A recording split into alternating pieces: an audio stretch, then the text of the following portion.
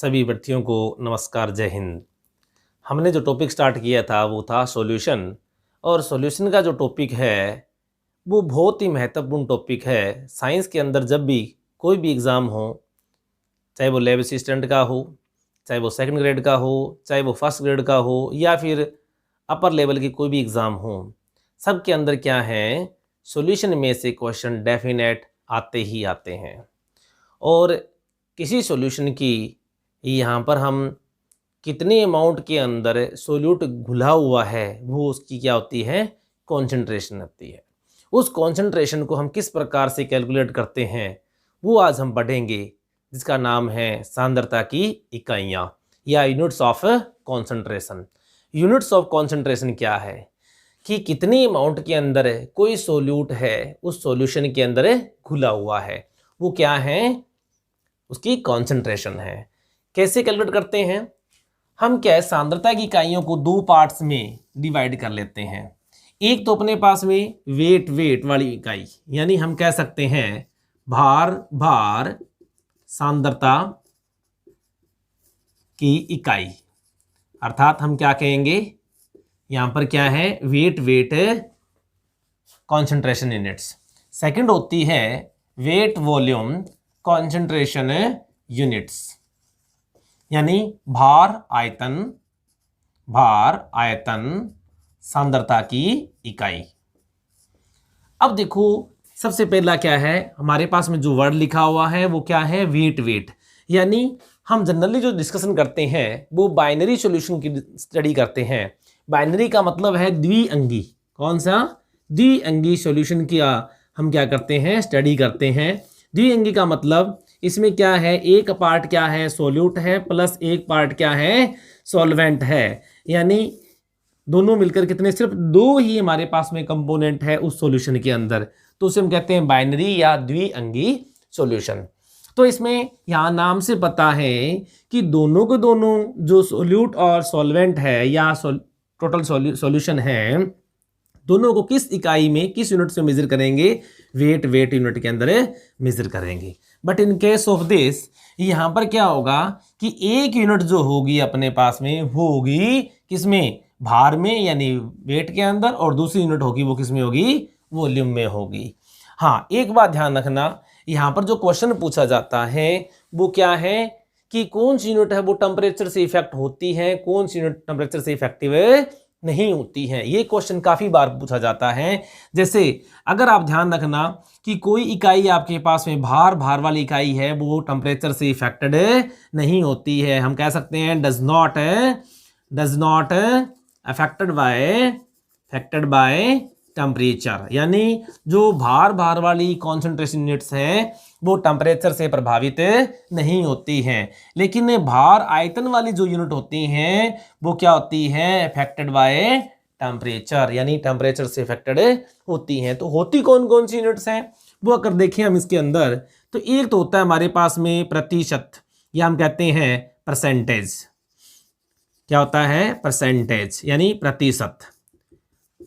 दूसरा जो होता है हमारे पास में वो होता है मास फ्रैक्शन,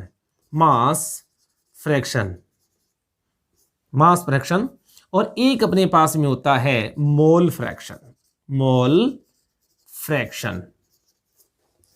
जो डिनोट करते हैं किससे, एक्स के द्वारा। इसी प्रकार से एक यूनिट होती है अपने पास में मोलेलिटी है, ये भी टेम्परेचर से इफेक्टेड नहीं होती है, ध्यान रखना इस बात का। जबकि हम देखें भार आयतन वाली यूनिट्स वो कौन कौन सी होती है। फर्स्ट है हमारे पास है मोलेरिटी, सेकंड है अपने पास में फॉर्मेलिटी, और थर्ड है हमारे पास में वो है नॉर्मेलिटी।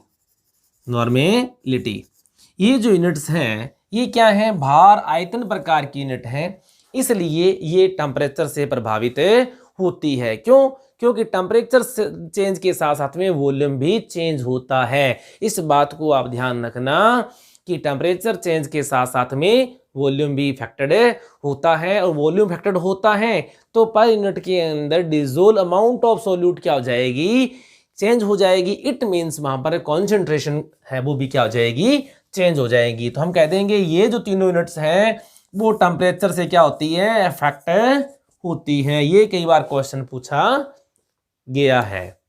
अब अपने पास में फर्स्ट जो पढ़ते हैं कौन कौन सी weight concentration unit, weight concentration units है वो कौन सी हैं, वो क्या है, परसेंटेज। इसमें क्या होगा कि कोई दिया गया सोल्यूट है, मान लो सोल्यूट है कितना, W ग्राम्स, तो सॉल्वेंट या सॉल्यूशन है वो भी क्या होगा, सॉल्यूशन की अमाउंट भी किस में होगी, ग्राम्स में होगी, मल्टीप्लाई बाय 100। तो ये अपने पास में क्या आ जाएगी, परसेंटेज आ जाएगी, क्योंकि दोनों चीजें किस में दी हैं, किसमें, ग्राम्स में दी गई हैं।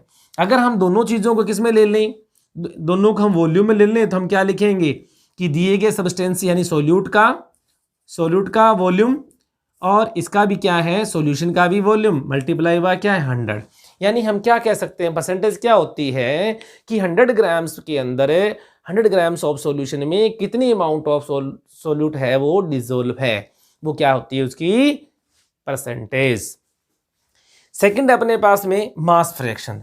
मास फ्रैक्शन में वो सिंपल सी बात है कि जो सॉल्यूशन है वो है बाइनरी, सॉल्यूशन है वो क्या है, बाइनरी, और बाइनरी सॉल्यूशन के अंदर दो घटक हैं, एक अपने पास में A मान लेते हैं, एक मान लेते हैं B, यानी एक हमारे पास में क्या हो सोल्यूट और एक क्या है हमारे पास में सॉल्वेंट। तो यहां पर मास फ्रैक्शन जब कैलकुलेट करते हैं तो हम क्या कहेंगे, एक घटक का भार, यानी एक घटक का क्या है ग्राम्स में भार बटा में कुल घटकों का, यानी A प्लस B का ग्राम्स के अंदर भार यानी कुल भार, ये क्या आ जाएगा, मास फ्रैक्शन। और मास फ्रैक्शन को अगर हम क्या कर दें, मल्टीप्लाई कर दें किससे, 100 से कर दें, तो हमारे पास में क्या आ जाएगा, तो हमारे पास में आ जाएगा मास परसेंटेज आ जाएगी, मास परसेंटेज आ जाएगी। तो इस प्रकार से ये क्या है, मास फ्रैक्शन सिर्फ इतना ही है कि एक कोई घटक है उसके ग्राम्स और बटा में उसके कुल घटकों के ग्राम्स, ये तो होगा मास फ्रैक्शन। अगर परसेंटेज ऑफ मास फ्रैक्शन निकालना है तो हम क्या कर देंगे, मल्टीप्लाई बाय 100 कर देंगे, जिससे क्या आ जाएगा, मास फ्रैक्शन इन परसेंटेज। अगला जो टॉपिक है वो क्या है, मोल फ्रैक्शन। मोल फ्रैक्शन में क्या है, यहां पर हमारे पास में कोई भी कॉन्सेंट्रेशन को यूनिट्स को जब मेजर करते हैं हम इसे कन्वर्ट कर लेते हैं किसमें, मोल्स में।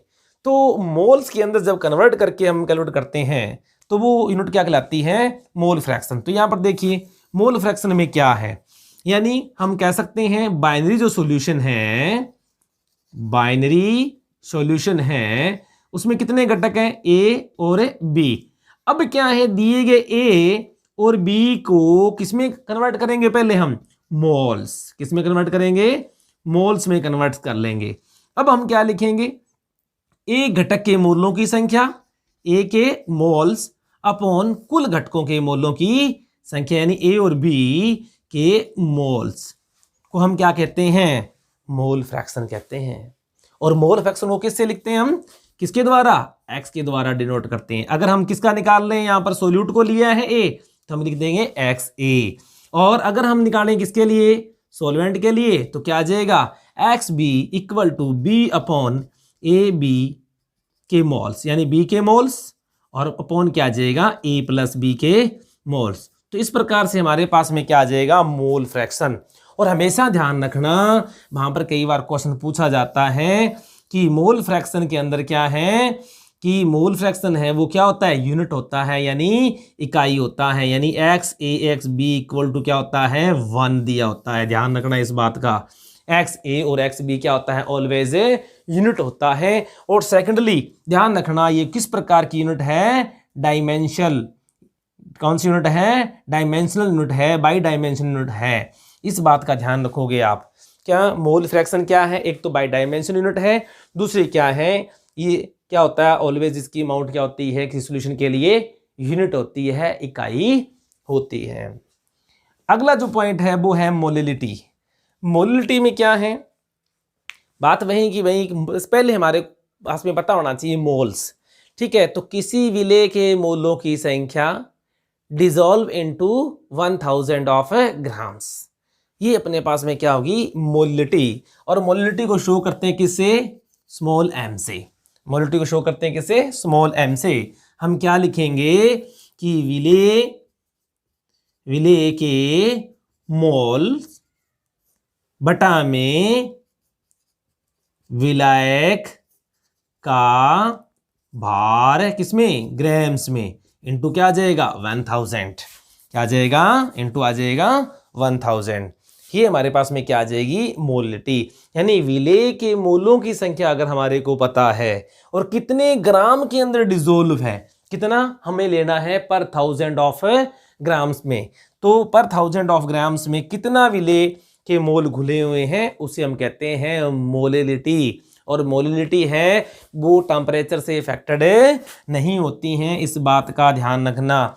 ये टेम्परेचर से प्रभावित नहीं होती हैं। तो इस तरह सीधा सीधा क्वेश्चन पूछ लिया जाता है कई बार कि परसेंटेज क्या है, मास फ्रैक्शन क्या है, मोल फ्रैक्शन क्या है और मोलिलिटी क्या है। और ये जो चारों चीजें हैं वो टेम्परेचर से इफेक्टेड नहीं होती हैं, इस बात का ध्यान रखना, ये इफेक्टेड नहीं होती हैं। फिर अपने बात करें किसकी? भार आयतन सांद्रता की इकाई। और ये जो वॉल्यूम वाली यूनिट है वो किससे? टेम्परेचर से इफेक्टेड होती हैं। तो इसमें देखते हैं, पहला है हमारे पास में मोलिलिटी। तो मोलिलिटी के बारे में देखें तो मोलिलिटी क्या है? जैसे मोलिलिटी था वैसे ही क्या है? मोलरिटी है। तो लेकिन क्या है मोलरिटी? मोलरिटी में क्या है? शो करते हैं इसको कैपिटल M। देखो क्वेश्चन आता है हमेशा नॉर्मलिटी, मोलरिटी और मोलिलिटी पर, यानी इन 3 टॉपिक्स पर क्वेश्चन मोस्टली पूछा जाता है। तो मोलरिटी को किससे डिनोट करते हैं? कैपिटल M से डिनोट करते हैं। क्या होता है? विलेय के मोलों की संख्या, विलेय के मोलों की संख्या बटा में क्या? विलियन का आयतन, विलियन का आयतन लीटर में, नहीं पर लीटर। तो हम क्या कहेंगे? हम तो मोलरिटी होती क्या है? यानी 1 लीटर विलियन में घुले हुए विलेय के मोलों की संख्या को क्या कहते हैं? मोलरिटी कहते हैं। और ये टेम्परेचर से इफेक्टेड होती हैं। अगर हम यहाँ पर क्या है विलेय के मोलों की संख्या निकालें तो कैसे आएगी? हम क्या लिखेंगे? विलेय का भार, विलेय का दिया गया भार, विलेय का भार बटा में, यानी दिए गया पदार्थ का भार ऐसे कह सकते हैं, बटा में विलेय का द्रव्यमान, विलेय का द्रव्यमान। तो विलेय का भार W से इंडिकेट करते हैं, द्रव्यमान किससे इंडिकेट किया हमने? M से। और क्या लिखेंगे? विलियन का आयतन, विलियन का आयतन, विलियन का आयतन लीटर में, किसमें? लीटर में। तो इस प्रकार से हम क्या कैलकुलेट कर लेते हैं? हम मोलरिटी को ज्ञात कर लेते हैं। और मोलरिटी है ये भी क्या है? टेम्परेचर से क्या होती है? टेम्परेचर आश्रित, डिपेंडेंट यूनिट्स हैं। अगला देखिए हम फॉर्मेलिटी। अब फॉर्मेलिटी है इसको किसे डिनोट कर रहे हैं? हम कैपिटल F से डिनोट कर रहे हैं। और फॉर्मेलिटी क्या है? बात बाकी वही है, विलेय के मोलों की संख्या, विलेय के मोलों की संख्या, या हम इसको ऐसे लिख सकते हैं कि विलेय का भार, विलेय का भार बटा में विलेय का सूत्र भार, विलेय का सूत्र भार और विलियन का आयतन लीटर में, विलियन का आयतन लीटर में। तो इससे हमारे पास में क्या ज्ञात हो जाएगी? फॉर्मेलिटी। लेकिन फॉर्मेलिटी काम कहाँ पर लेते हैं? फॉर्मेलिटी वहाँ पर काम आती है जहाँ पर क्या है कोई विलेय पदार्थ है वो डाइमराइज हो जाए। जैसे एसिटिक एसिड है या बेंजोइक एसिड है, ये क्या हो जाते हैं? जब इनको डिसोल्व किया जाता है तो ये डाइमर की फॉर्म में आ जाते हैं। ऐसे सॉल्यूट्स जो डाइमराइज हो जाते हैं, ठीक है, डाइमराइज हो जाते हैं, उनके लिए क्या काम में लेते हैं? फॉर्मेलिटी काम में लेते हैं। और ये भी क्या है? टेम्परेचर से क्या होती है? इफेक्टेड होती है। थर्ड और हमारे पास में भार आयतन की लास्ट इकाई है वो है नॉर्मलिटी। क्या है? नॉर्मलिटी, जिसको इंडिकेट करते हैं किससे? कैपिटल N से। अब नॉर्मलिटी की बात करें तो हम क्या लिखते हैं, विलेय